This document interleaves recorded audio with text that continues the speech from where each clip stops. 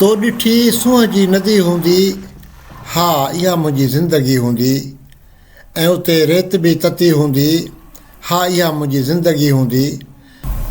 कॾहिं मोहबत साण महफ़िल में, कॾहिं लोकल आहे मक़तल में, प्यार में थी पती पती हूंदी, हा इहा मुंहिंजी ज़िंदगी हूंदी।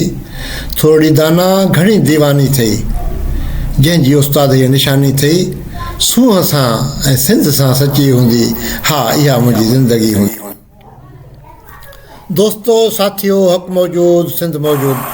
साथियो, अॼु 9 नवंबर ते असां साझुर शहर लाइ चंद्रावधी संभरिया आहियूं। पिरे वक़्तु अलाह साईं जे प्यारनि बुज़ुर्गनि जो वक़्तु लिखियो हूंदो आहे।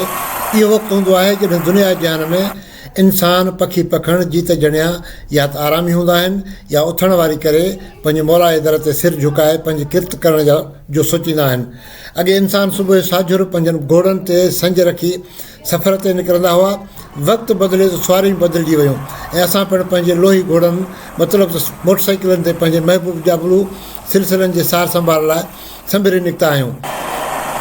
हिन वक़्तु कोई ॾेई जादुई चादर सां पूरो जान ढके पियो आहे। ख़ाली रोड आहे, को हिकिड़ो ॿिकिड़ो इंसानु नज़र थो अचे, बाक़ी कुल पी रहंदा ख़ैरु। खजनि जे बाग़नि जा नज़ारा, फसल डंडूं डोरा ईअं था लॻनि जहिड़ो कर कंहिं वॾे फिल्मी प्रोजेक्ट लाइ माहौल जोड़ियो वियो आहे। ऐं ईअं थो लॻे त की जन्नत जी हुरूं ॼाण त किथां ज़ाहिर थी करे को कोर्स जे अंदाज़ में अलबेलो गीत ॻाइणु लॻंदियूं।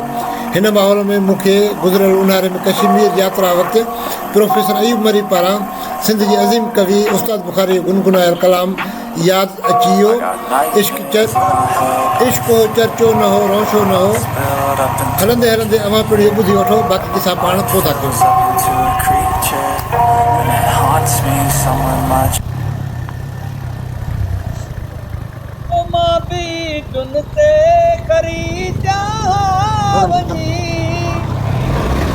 पर खुशी बाज़ार जो सौदो,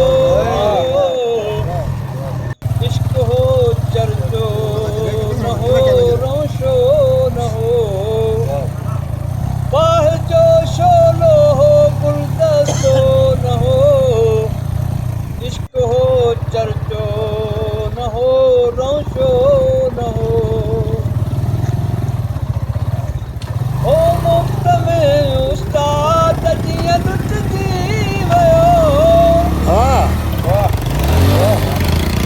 मुफ्त में उस्ताद जीअं लुटजी वियो, ओ दिल चयो कंहिंजे मथां थोरो न हो, इश्क हो चर्चो न हो रोशो न हो। वाह वाह साईं, वाह वाह वाह। मूंखे यकीन आहे त प्रोफेसर अयूब मरी साहिब पारां कलाम जेको ॿुधायो वियो उहो तव्हांखे पसंदि आयो हूंदो। दोस्तो, हिन वक़्तु असां ऑफ रोड ड्राइव करे रहिया आहियूं। हीउ जाबलू रस्तो आहे ऐं हेठायूं आहिनि मथायूं आहिनि गाॾे रस्तो आहे। हिते जेके ट्रैक्टर ट्रालियूं आहिनि ट्रैक्टर आहिनि उहे बजरी रेती बजरी ऐं पथर ढुईंदा आहिनि, त उनजे करे हीअं चारा ठही विया आहिनि।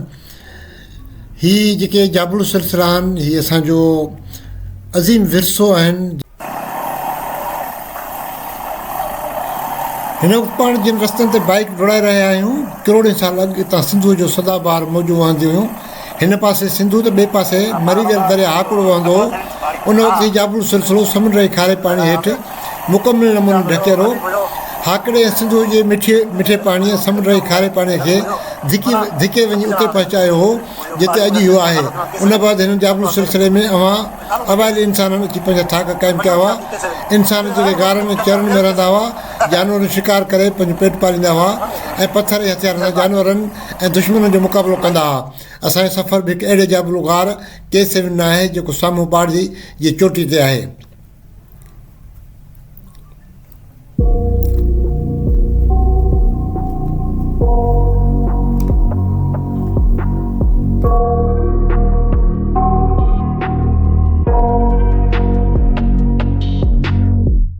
I got nightmares in my head, I fear that the thoughts build up until I can't hear, that my mind fills up into a creature, and it haunts me somewhere much deeper.